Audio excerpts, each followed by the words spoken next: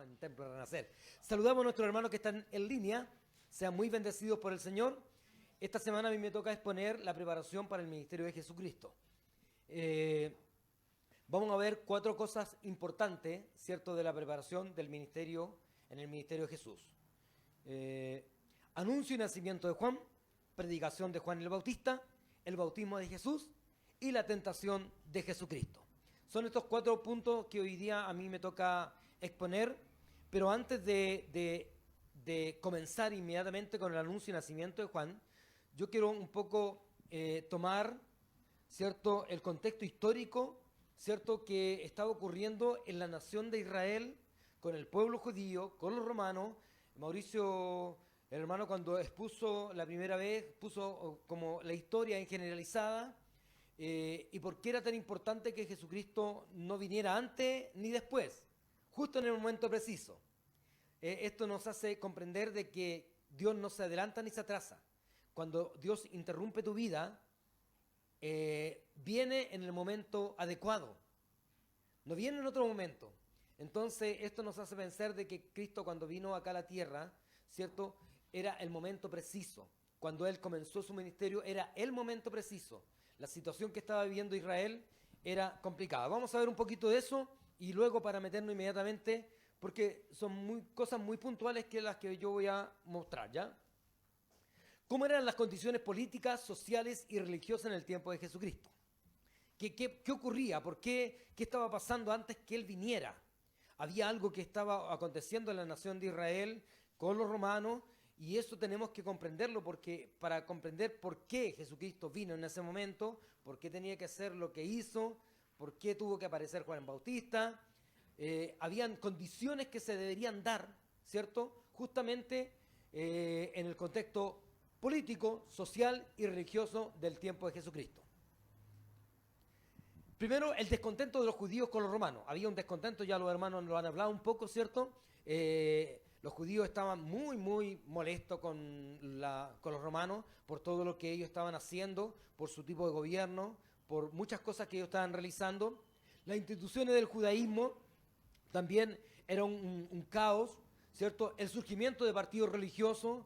Ahí existían, ¿cierto?, los fariseos, los saduceos, los celotes. Comenzaron toda una cantidad de partidos. Nosotros comúnmente nos referimos a los fariseos, pero habían otros partidos políticos, ¿cierto?, religiosos, como los celotes, que eran como un partido revolucionario. Habían los esenios, los helenistas. Habían varias agrupaciones religiosas, políticas también, que estaban en ese momento, que surgieron en el tiempo de Jesús. Imagínense. En ese momento, en ese contexto, Jesucristo vino. Y habían unos creían en la muerte, otros no creían en la muerte, otros creían en la resurrección, otros no creían en la resurrección. Entonces, cuando Jesús se ponía o se colocó a predicar, yo soy la resurrección y la vida, ¿qué pasaba con los saduceos que no creían en eso? Entonces, inmediatamente se levantaba en contra del mensaje de Jesucristo. Y hoy día vemos también en nuestros tiempos contemporáneos que muchas religiones, muchas sectas se han levantado diciendo que tienen la verdad, pero no es así. Así que las enseñanzas de la secta judía, ¿cierto?, tantos como los fariseos, que ellos practicaban mucho, ¿cierto?, se apegaban mucho a la ley, pero dejaban de lado, ¿cierto?, lo que realmente debía hacerse con la ley. Eran estrictos en ese sentido. El sistema del Imperio Romano, que subyugaba al pueblo, ¿cierto?, fueron factores que influyeron en la forma que Jesús sería recibido. ¿Se da cuenta? Que Jesucristo no tan solamente vino en un momento así nomás, sino que vino en un momento que estaba todo un caos en la nación judía. Ya los hermanos habían hablado, ¿cierto?, después de un periodo de silencio, los 400 años, ¿cierto?, recién la gente empezó a recibir y a escuchar palabra de Dios por este profeta. Entonces, vamos a seguir. Hasta ese momento de la historia, los judíos gozaban de cierta libertad religiosa y política, pero tenían que pagar pesados impuestos al gobierno romano. Esto es como un recordatorio de todo lo que los hermanos han dicho, ¿cierto? Los judíos deseaban la libertad, pero eran demasiado débiles para expulsar a sus conquistadores, que en este caso eran los romanos. Así se despertó en ellos la esperanza mesiánica. O sea, ahí comenzó a decir, chuta, necesitamos un libertador, pero no el libertador que ellos querían, ¿cierto?, que ellos deseaban un libertador que los libertara de la esclavitud, ¿cierto?, de los romanos, ahí del oprobio, ¿cierto?, que tenían los romanos sobre ellos. No comprendieron, ¿cierto?, la profecía mesiánica, porque Jesucristo no venía a ser un líder político, sino que venía a ser un rey, ¿cierto?, que venía a morir por la humanidad, ¿cierto? La esperanza mesiánica prometida por los profetas del Antiguo Testamento. Ahora bien, entramos en esta materia en base a todo ese contexto histórico, social, político, religioso. Jesucristo debía comenzar su ministerio. Y comienza, ¿cierto?, con el anuncio y nacimiento de Juan el Bautista. ¿Quién era este personaje que nosotros comúnmente lo vemos en los evangelios? Vamos a conocer algo de lo que Juan Bautista era. El nacimiento de Juan lo relata Lucas, solamente Lucas. Ni Marco, ¿cierto?, ni Mateo relatan el nacimiento de Juan. Más adelante vamos a ver qué es lo que relatan Mateo y Marco. Pero solamente Lucas relata el nacimiento. Y dice que hace nombramiento del nacimiento de Juan. Lucas 7:28 lo nombra como el hombre más grande de ese tiempo. ¡Wow! ¡Qué tremendo! ¿Cierto? De que un escritor pueda nombrar de esas características a un hombre como Juan Bautista. Él tenía unas características muy, muy particulares como hombre de Dios. Y esas características no pasaban desapercibidas entre el pueblo. Dice el texto: os digo que entre los nacidos de mujeres no hay mayor profeta que Juan el Bautista, pero el más pequeño en el reino de Dios es mayor que él. O sea, dejando inmediatamente sentado, y esto de verdad es una enseñanza para hoy día, los que muchos hoy día llevan muy firmemente la creencia profética apostólica, sobre todo en el área profética, donde mucha gente que los nombra profetas se cree muy superior por las demás personas. Aquí deja establecido, ¿cierto?, la palabra que Juan el Bautista, aunque era un hombre renombrado, ¿cierto?, como profeta, era el más pequeño en el reino de Dios. O sea, el más pequeño en el reino de Dios es mayor que Juan el Bautista. Eso nos hace pensar verdaderamente que el orgullo debe quedar fuera de nuestras vidas espirituales. Y eso es importante. Cuando nosotros vamos a liderar algo, lo primero que debemos hacer es guerrear, y vamos a estar peleando siempre con el orgullo personal. Porque hoy día tenemos, ¿cierto?, a lo mejor una iglesia pequeña, pero cuando seamos una iglesia grande, numerosa, cuando ya seamos considerados en otros lugares, la gente generalmente se sube por el chorro o su ego comienza a crecer, ¿cierto? Y es una lucha constante. Líbrenos nosotros, ¿cierto?, Dios, de ese orgullo, ¿cierto? Y seguir adelante con la misma humildad que un día Dios nos llamó. Vamos a conocer los padres de Juan el Bautista. Sus padres eran Zacarías y Elizabeth. Estos personajes que aparecen en la Biblia, en los relatos, ¿cierto?, nos dice que eran ancianos y de familia sacerdotal. No podían tener hijos. En aquel tiempo se creía que la esterilidad era evidencia de que Dios no se agradaba de ellos o que habían pecado sus padres. Se consideraba, era una costumbre judía, cuando hubo un enfermo, le preguntaron a Jesús: ¿quién pecó, este o sus padres?, para que naciera de esa manera. Era como una tradición, una costumbre judía pensar de que la persona estaba en esa condición porque alguien había pecado. ¿Se fijan? Sin embargo, había una voluntad de Dios. Todo lo que nos ocurre está sujeto a la voluntad de Dios. Y a veces nos cuesta comprender eso. Si nacemos, digamos, con algo, una extremidad menos, también es voluntad de Dios.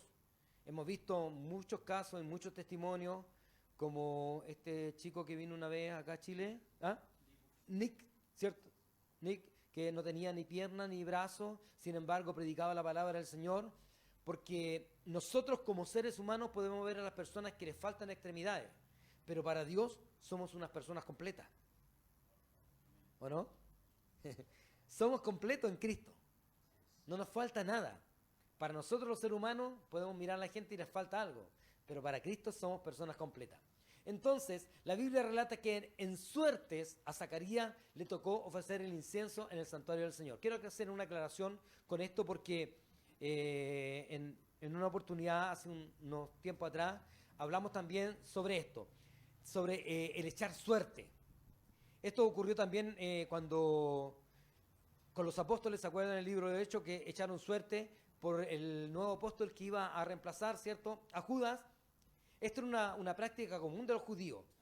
Y esa práctica común de los judíos se le conoce como el Urim. Y el Urim era una práctica que ellos hacían cuando no tenían la certeza que era la voluntad de Dios. Entonces lo que hacían era echar suerte sobre alguna persona o sobre algún acontecimiento que tenían que tomar una decisión definitiva. Echaban suerte, decían si sí o si no.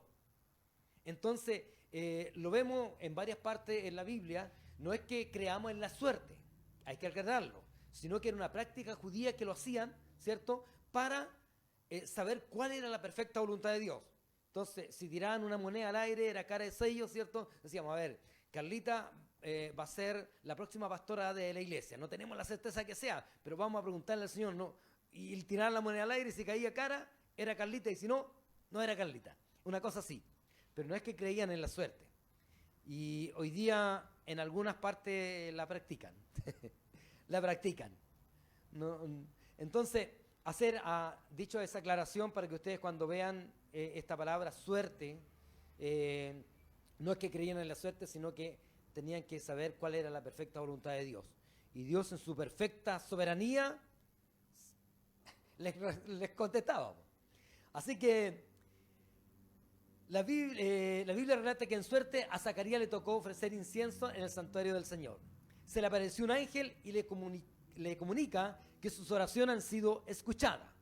En esta parte es muy importante porque Zacarías estaba orando seguramente por el líder que iba a llegar, el líder mesiánico. Pero nunca imaginó que dentro de la voluntad de Dios había alguien que tenía que preparar el camino para ese líder, que era Juan Bautista, que finalmente iba a ser su hijo. Entonces, dice y le comunica que sus oraciones han sido escuchadas y que su mujer concebiría un hijo y se llamará su nombre Juan. Hasta ese momento todo bien, pero ellos tenían un pequeño y grande problema. Su reacción incrédula lo dejó mudo. ¿Por qué? Porque estos personajes eran ancianos, ya no estaban en proceso de reproducir, ¿cierto? Era imposible. Entonces, en la mente de Zacarías no podía entender cómo él iba a ser padre de un hijo siendo ellos ancianos. Y esto es lo increíble que nosotros tenemos de Dios, de que las cosas más imposibles Dios las puede hacer posibles, de que tenemos un Dios de lo imposible. Entonces, a veces cuando vemos nuestra vida espiritual y la vemos con cosas que no se pueden lograr, créanme que para Dios es posible. Y si de alguien tan cerca, ¿cierto?, de la recomendación puedo decirlo, porque créanme ustedes que yo no estaría aquí parado si no fuera porque Dios está conmigo, porque en el colegio jamás me paré a hacer una disertación, prefería sacarme un 1, no diserté nunca diserté, tenía pánico escénico, no me podía expresar, jamás me hubiera imaginado en la vida haber estado predicando, no estaba en mi mente. Pero lo que era imposible para mí fue posible para Dios. Y hoy día vemos muchas personas que hemos escuchado el testimonio que han dicho, ¿sabe? Yo jamás me hubiera imaginado, ¿cierto?, predicando a gente o predicando a multitud. O sea, en la única vez que me paré adelante a leer un texto que me dijeron que tenía que leerlo y lo leí 2 veces las mismas frases. Me trataron de tonto el profesor. Pero aquí está el tonto. Aquí está el tonto. Pero el Señor hace cosas increíbles. Por eso en el caso de este hombre, su incredulidad lo dejó mudo. Lo dejó mudo, ¿cierto? Por no creer a lo que el Señor le estaba diciendo. Y a veces Dios permite ciertas cosas para corregir nuestra incredulidad, para corregir las cosas que están débiles en nuestras vidas y para llevarnos por el camino que debemos andar. Así que su prometido hijo sería el que prepararía el camino para la venida del Señor. O sea, nunca imaginó lo que él iba a engendrar y lo que Dios había pensado en que tenía que engendrar él. Su tarea sería volver los corazones de los hombres a Dios. Hasta ese momento ya vimos el contexto histórico, político, social, religioso, que la gente estaba sumergida en diferentes caos, ¿cierto? Creyendo cualquier cosa, deseando cualquier cosa, ¿cierto? Aceptando cualquier cosa, entre todo ese caos de secta, de todo lo que se venía, de legalismo, aparece, ¿cierto?, este personaje que es Juan Bautista. Y aparece justamente para hacer su tarea, que sería volver los corazones de los hombres a Dios. O sea, volver al Génesis por la cual, ¿cierto?, Dios había creado esta humanidad. Sigamos. La predicación de Juan Bautista era una predicación como hoy día no la tenemos, o como hoy día nos cuesta tenerla. Vamos a ver qué predicaba Juan Bautista. Lo relata Mateo 3 del 1 al 2. Ya les dije que anteriormente el único que relataba el nacimiento de Juan Bautista era Lucas. El que relata, ¿cierto?, la predicación de Juan Bautista es Mateo, Marcos y Lucas, los tres. Pero solamente Lucas relata el nacimiento de Juan Bautista. En los evangelios, ¿cierto?, que son muy similares, la predicación de Juan Bautista era áspera y con autoridad. Wow, que esto me llamó mucho la atención porque cuando una persona es tosco para predicar, cuando una persona te dice las cosas de frente, cuando una persona te mueve el piso, cuando a ti no te gusta lo que te están diciendo, era exactamente lo que Juan Bautista hacía. Y lo hacía con toda autoridad porque tenía la certeza en su corazón de que el mensaje que estaba entregando era un mensaje correcto, no era un mensaje disfrazado. Y eso es muy importante en aprender de Juan Bautista, porque la predicación de Juan el Bautista era áspera y con autoridad. Su estilo de vida armonizaba con la severidad de su mensaje. De ahí vamos a ver cómo se vestía y por qué la gente se agolpaba a escuchar el mensaje. Y su vestimenta llamaba mucho la atención. Y como llamaba mucho la atención su vestimenta, también su mensaje tenían que saberlo oír, aunque fuera áspero. Pero esa aspereza del mensaje provocaba cambios en la vida de las personas. Vamos a ver por qué. Primero, su comida era de langosta y miel silvestre. Yo no sé cómo se comería la langosta Juan Bautista, en realidad me pregunté. No sé si le hacía asadita, tostadita, no sé de qué manera, pero comía, ¿cierto?, estos dos alimentos. Alimento barato y abundante. Bueno, aquellos que han visto algunos reportajes de sobrevivencia, generalmente esa gente come bichos, porque tiene muchos nutrientes. Con 2 bichitos que se coman, tienen para todo el día. Entonces tiene muchas proteínas, muchas vitaminas y se podía mantener. Me imagino que era esbelto, no sé. Llevaba una dieta. La miel tiene muchas propiedades. Muchas propiedades. Los que consumimos en algún momento miel, sobre todo cuando estamos enfermos, pero conozco una tía que ha consumido toda su vida miel. Su tez, hasta los 90 y tantos años, la que ha hablado la Elsa, todavía vive, la abuela. Aún vive, con todo su pronóstico en contra, todavía vive, y su piel siempre fue, pero como piel de niña. Sí, súper linda. Y era justamente porque ella desde su niñez ha consumido miel, nunca ha comido azúcar. Increíble, ¿eh? Como dato, digamos.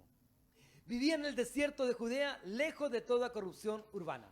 Bueno, si algo tenemos que aprender de Juan Bautista es justamente el que quiere servir al Señor tiene que apartarse. Debemos apartarnos de las cosas mundanas. El que está con un pie adentro y el otro afuera, mejor que no esté. La Biblia habla sobre eso en Apocalipsis. Dice, el que o eres frío o caliente, pero los tibios los va a vomitar Dios de su boca. Y hoy día tenemos mucha tibieza dentro de las iglesias. Tenemos mucha, cierto, que no ni muy adentro ni muy afuera, ni muy comprometido y tampoco muy alejado. Ese tipo de cosas, Dios le da asco, en cierta manera.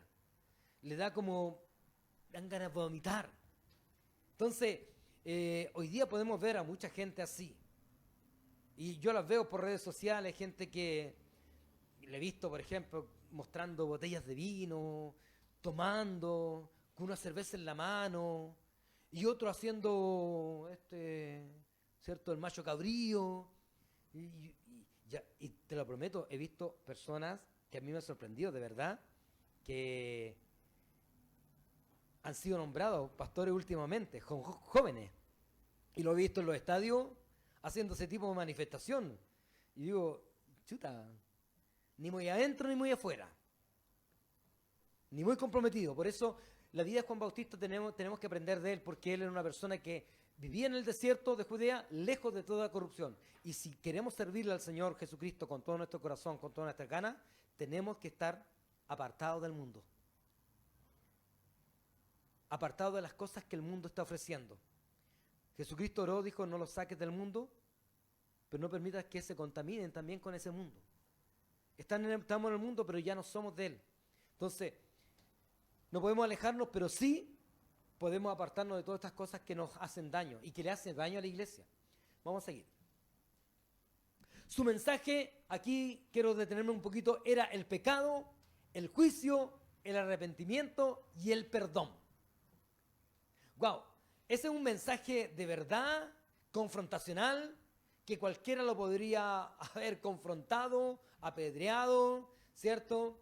Recuerdan ustedes que le gritó, ¿cierto?, que andaba con la mujer de su hermano, así, cara dura, no tenía pelo en la lengua, pero hoy día no estamos viendo eso, porque el mensaje que hoy día vemos es un mensaje un poco disfrazado, un poco suavizado, como por ejemplo, no sé si ustedes vieron la película A Medias Tintas.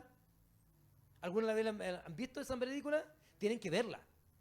Tienen que verla porque esa película muestra la realidad de hoy día de las iglesias, a medias tintas. A medias tintas habla, ¿cierto?, ni muy adentro ni muy afuera.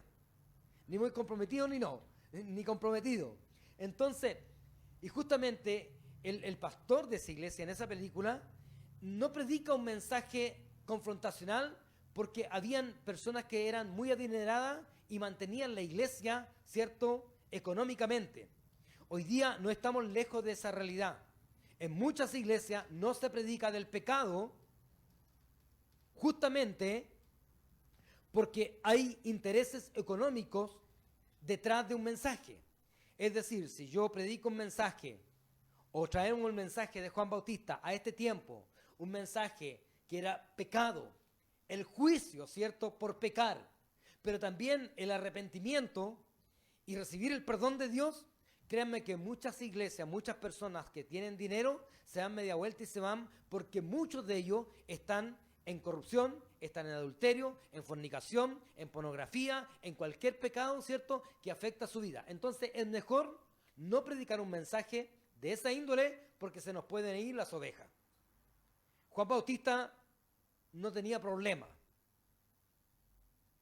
Porque cuando Dios te da un mensaje, tienes que hacerlo. Aunque a ti no te guste, aunque sea confrontacional, aunque le duela a los hermanos, aunque se incomoden. Bueno, eso es lo que Dios quiere, que se incomoden, que se molesten, que reaccionen, que se arrepientan, porque para eso es el mensaje, ¿o no? Así que si alguna vez recibes un mensaje confrontacional donde tienes que exhortar a la iglesia, debes hacerlo sin ningún temor. Porque si Dios colocó eso en tu corazón, es porque Dios quiere que reaccione frente a eso. Entonces, si algo tenemos que aprender de Juan, es volver a este tipo de mensaje. A volver a este tipo de mensaje. Hablarle a la gente que hay pecado dentro de su vida y que si no se arrepienten, va a haber juicio, pero si se arrepienten, hay perdón en Cristo. Amén. Malaquías 3:1 anunció su nacimiento. He aquí yo envío mi mensajero, el cual preparará el camino delante de mí. Y vendrá súbitamente a su templo el Señor a quien vosotros buscáis. Y el ángel del pacto a quien deseáis. Vosotros, he aquí viene, ha dicho Jehová de los ejércitos. Wow, ya estaba, cierto, anunciado por los profetas la venida, cierto, también del Mesías. Y la venida también de Juan Bautista. Voz que clama, dice, en el desierto, preparad camino a Jehová. Esto es importante, este versículo bíblico, porque en la antigüedad cuando un rey, cuando una persona importante iba a visitar una ciudad, iba gente antes que el rey llegara a ese lugar y iba a preparar el camino, lo allanaba para que el viaje de esa persona fuera mucho más expedito. Mire qué importante es esto. Por eso dice, vos que clama en el desierto, preparad el camino a Jehová. Lo que nos estaba diciendo de que Juan iba a preparar el camino para el rey que vendría después de él. Él vino a preparar un camino.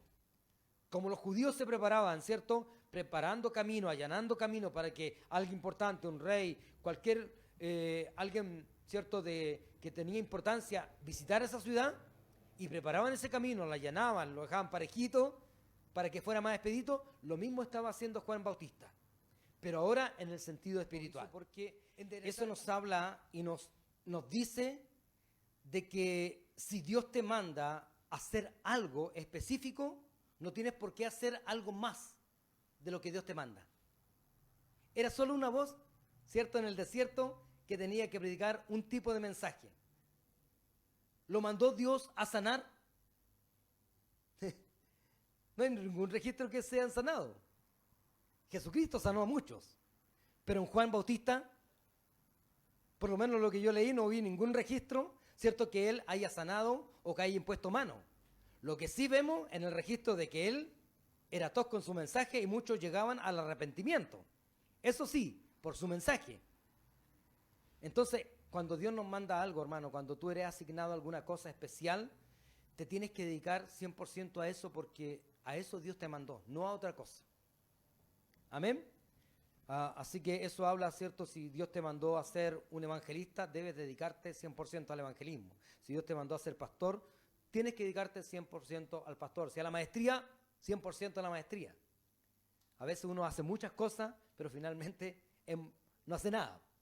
Es mejor dedicarse a algo profesionalmente y hacerlo bien. Creer. El bautismo. ¿Por qué? ¿Por qué Jesús insistió en ser bautizado? ¿Tendría pecado? Claro que no. Veamos por qué Jesús se bautizó. Va, para acá es la cosa. Ahí sí. Jesús se bautizó para mostrar que desde ese momento comenzaba su ministerio público. Wow. Su ministerio público, ¿cierto?, tenía que ser reconocido y no podía ser de otra manera. Quedaba manifiesto que estaba siendo consagrado su ministerio de rey, profeta y sacerdote. Ahí en ese momento, ¿cierto?, era importante. Y lo vamos a ver en las próximas, ¿cierto?, recuadros que vienen, por qué era tan importante que Jesús se bautizara. Ya tenemos dos, ¿cierto? Jesús bautizó para mostrar que desde ese momento comenzaba su ministerio público, quedaba manifiesto que estaba siendo consagrado su ministerio de rey, profeta y sacerdote. Rey, profeta y sacerdote, ¿cierto? Porque vino con una palabra nueva, fresca, ¿cierto? Porque era el rey, ¿cierto? Lo coronaron rey, ¿cierto? Y un sacerdote porque iba a interceder por nosotros más adelante. La ley requería que todos los sacerdotes fueran consagrados cuando tuvieran alrededor de 30 años. Hasta ese momento, yo no sé cuántos alguna vez se preguntaron por qué Jesús no ejerció su ministerio antes de los 30 años. Yo muchas veces me lo pregunté y ya lo había indagado otras veces, pero ahora me quedó más claro. Me quedó más claro. ¿Por qué era tan importante? Yo hoy día con más certeza comprendo por qué es tan importante que una persona a los 30 años ya comience a ejercer un ministerio pastoral también. Porque a los 30 años ya estás en una edad, primero, madura. Sabes lo que quieres, hacia dónde vas, ya dejas las cosas de adolescente, de joven, ¿cierto?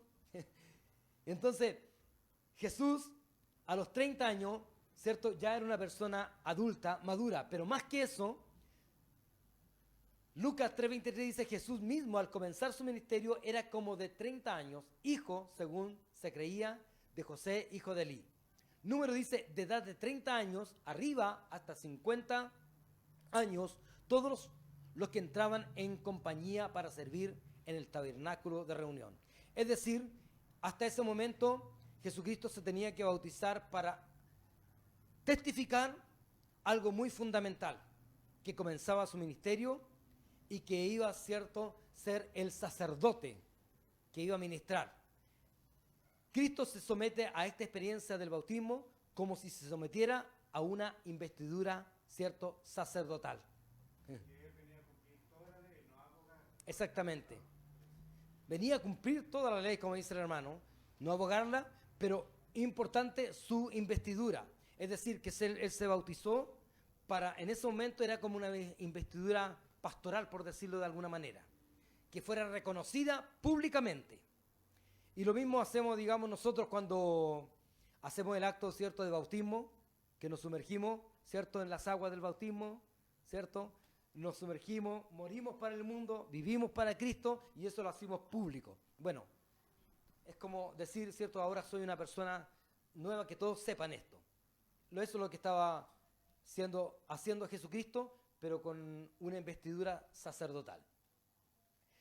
Ahora, recíbele al Espíritu Santo, los cielos se abrieron y descendió sobre él el Espíritu Santo. Wow, qué importante esto, porque más adelante Jesús dice que él se va a ir y va a dejar otro, ¿cierto?, igual a él, ¿cierto?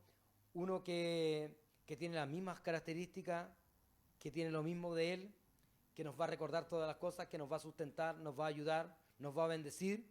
Poco se habla en la iglesia del Espíritu Santo, pero es tan importante el Espíritu Santo, porque Él está aquí hoy con nosotros. Él es el que nos fortalece, nos anima, nos ayuda, nos recuerda las cosas. Era importante para Jesús, ¿cierto?, que el Espíritu Santo viniera sobre Él, porque en su condición de hombre también iba a necesitar de la fuerza, ¿cierto?, el poder, de todo lo que el Espíritu Santo hoy día hace con nosotros, tenía que también hacerlo con Él.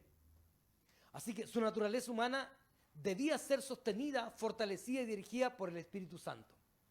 Al igual que nosotros hoy, nuestra naturaleza humana debe ser fortalecida, dirigida por el Espíritu Santo. A veces solamente es fortalecida, rara vez es dirigida. Más somos dirigidos por nuestros pensamientos, por nuestras emociones, por nuestros deseos, pero menos por el Espíritu Santo.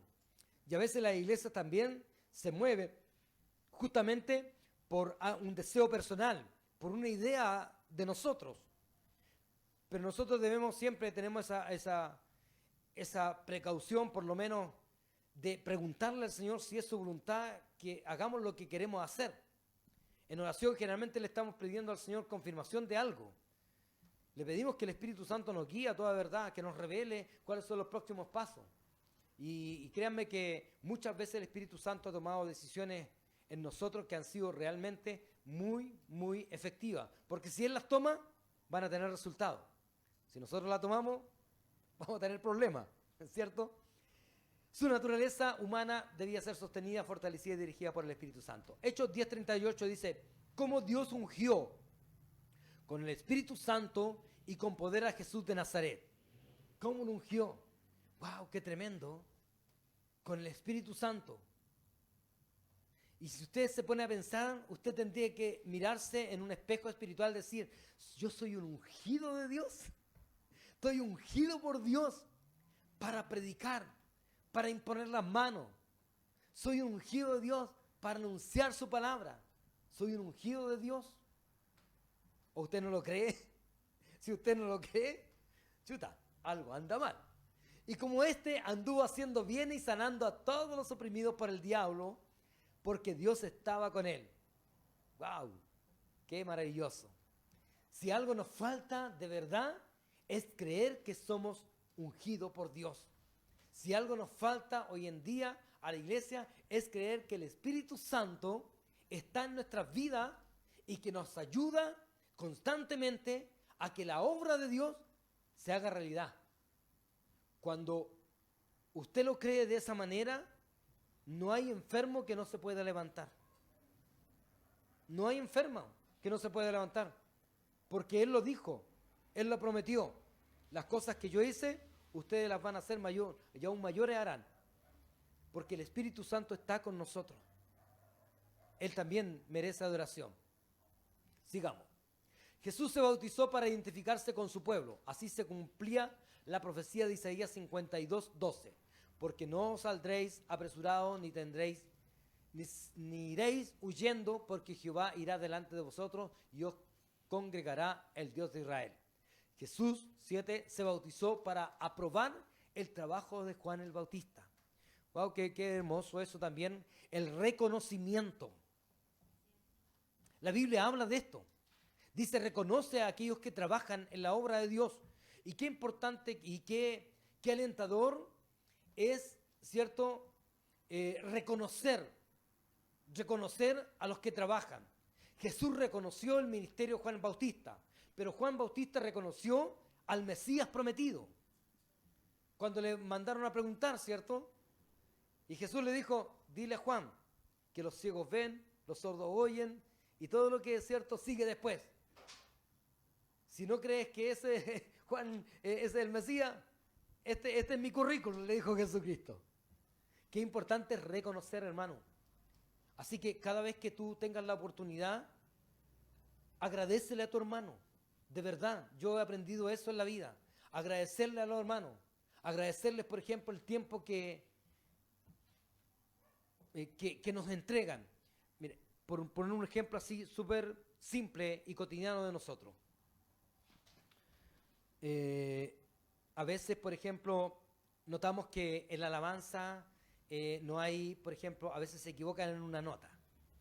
El que tiene un poco oído musical sabe que esa nota no era la adecuada.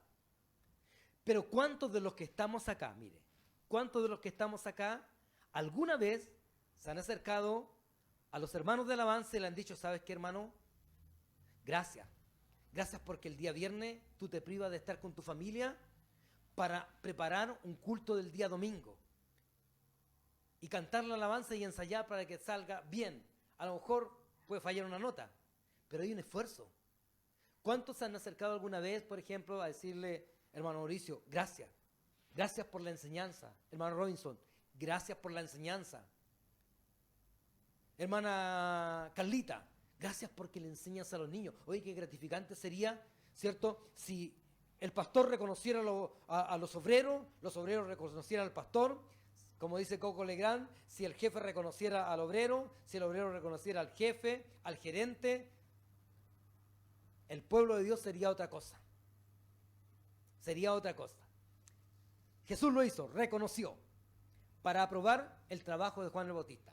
De esta manera demostró que la misión del profeta era de Dios y no de los hombres. Claro que sí, pues, vino a confirmar, dijo, no, sí, él fue un enviado de Dios. Y eso es maravilloso. Vamos a ir finalizando con la tentación de Jesús. Vimos, cierto, de que Jesucristo comienza su ministerio, es llamado, luego, cierto, es bautizado, cierto, es ungido. Ahora, la última instancia es la tentación. La tentación es el último paso de preparación de Jesús para comenzar su ministerio. ¿Por qué tenía que ser tentado Jesús? ¿Por qué? Jesús debía ser probado. La palabra griega, tentar, significa poner a prueba. Es decir, Dios, al igual como lo hizo con Adán y Eva, probó su vida, su fidelidad, su honestidad, su lealtad hacia Él. Lamentablemente ellos fracasaron, pecaron, pero en la vida de Jesús también tenía que ser probada. Porque en su naturaleza humana, créame que podría haber fallado. Podría haber fallado. ¿Por qué no? ¿O han considerado usted la posibilidad de que muchas mujeres se le ofrecieron a Jesús? ¿Creen ustedes que se le ofrecieron muchas mujeres? Claro, es un hombre atractivo. A lo mejor no era atractivo físicamente, yo no lo sé. Pero la gente o algunas mujeres se podrían haber enamorado de su voz, de su modo de caminar, de su forma de ser, de sus ojos, de su pelo. ¿Quién sabe? Pero en esta parte de su vida era el principio de cómo iba a ser su vida hasta el final de su ministerio. Que debía ser probado. Sigamos. Para que experimentara lo que experimentan los tentados por el diablo. Para que se compadeciese de nosotros para ser nuestro sumo sacerdote e intercesor. Claro, Dios intercede por nosotros porque Él sabe que nosotros en nuestra condición humana somos débiles. Somos débiles. Aunque Él no pecó nunca, nosotros sí, pero Él se compadece de nosotros. Y tiene misericordia de nosotros. E intercede por nosotros. Porque sabe cómo realmente los seres humanos somos. Hebreos 4 del 15 al 16 dice, porque no tenemos un sumo sacerdote que no se pueda compadecer de nuestras debilidades. Todos los que estamos aquí, los que están en línea, los que están en su casa, todos tenemos debilidades. Nadie puede decir de que es el súper cristiano que no tiene nada de qué arrepentirse. Todos tenemos debilidades, todos tenemos tejado de vidrio. Cualquiera se puede caer. Hasta el más firme, dice la Biblia, cuídese de no caer. No está diciendo que no va a caer, cuídese de no caer. Sino uno que fue tentado en todo, según nuestra semejanza. Cuando habla todo, ¿a qué se referirá con todo? ¿Fue tentado sexualmente? En todo. ¿Fue tentado económicamente? Todo. Cuando vino la tentación, Satanás le dijo, mira, todo estos reinos, en otras palabras le está diciendo, mira, toda esta platita es para ti, si me adoras. Claro, podría haber cedido a la tentación económica. Hoy día muchos ceden a esa tentación. Muchos dejan de congregarse por la tentación económica. Muchos dejan los ministerios por la tentación económica. Muchos se desvían por la tentación económica. Muchos usan los ministerios por la economía. Así que tenemos que considerar eso, sino que fue tentado en todo según nuestra semejanza, pero sin pecado. Acerquémonos pues confiadamente al trono de la gracia para alcanzar misericordia y hallar gracia ante el oportuno socorro. Gracia, la palabra gracia. Pablo dijo, todo lo que hago lo hago por gracia, ¿cierto? Y todo lo que yo puedo llegar a hacer no lo hago yo, sino la gracia que mora en mí. Es decir, deja en la ecuación y finalmente fuera al hombre, porque todo lo que hacemos es por gracia. Es decir, nadie se puede adjudicar un ministerio. Nadie puede decir, esto es mío, yo lo creé, yo lo hice. Porque finalmente es Dios quien te da las cosas y las herramientas y las capacidades para hacerlo. Entonces, y solamente la gracia de Dios puedes hacerlo. Sigamos. Para declarar la derrota de Satanás. Esto me gustaba. Para declarar la derrota de Satanás. Ahí Satanás fue humillado grandemente en la tentación de Cristo. Fue humillado. Me imagino que, ¿cierto? Jesucristo a esa altura de su vida ya conocía toda la Torá, conocía la ley, pero necesitaba, aún con todo el conocimiento que tenía, necesitaba el Espíritu Santo para que le recordara las palabras necesarias en el momento preciso. Por eso bajó el Espíritu Santo. Juan 3:8, el que practica el pecado es del diablo. Hay una diferencia entre caer en tentación y practicar. Eso tenemos que tenerlo claro. No sé, aquellos que practican deporte lo hacen continuamente, diariamente. El que, ¿cierto?, peca, ¿cierto? El que practica el pecado lo hace constantemente, diariamente. A diferencia que el que es tentado y cae, se arrepiente, pide perdón al Señor, pero la otra cosa es estar constantemente, decir, Señor, lo siento, y volver a caer, volver a hacer lo mismo, volver a hacer lo mismo. Ahí no hay arrepentimiento, hay remordimiento. Porque el diablo peca desde el principio. Para esto apareció el Hijo de Dios, para deshacer las obras del diablo. ¿Y cuáles son esas obras que Satanás está haciendo en nuestras vidas? Analícese usted. ¿Cuál es la obra que el diablo está levantando en su vida? Esa obra que el diablo está levantando, Cristo vino para deshacerla. Para demostrar que nosotros sí podemos alcanzar la victoria. Si Él lo hizo, nosotros también. Si Él venció, ya somos más que vencedores en Cristo Jesús. Amén. El primer Adán, en buenas condiciones, en el Edén, cedió a la tentación. Tenía todo para ser feliz. Tenía todo. Tenía huerto, tenía fruta, tenía todo. No tenía ni frío. Era un clima espectacular.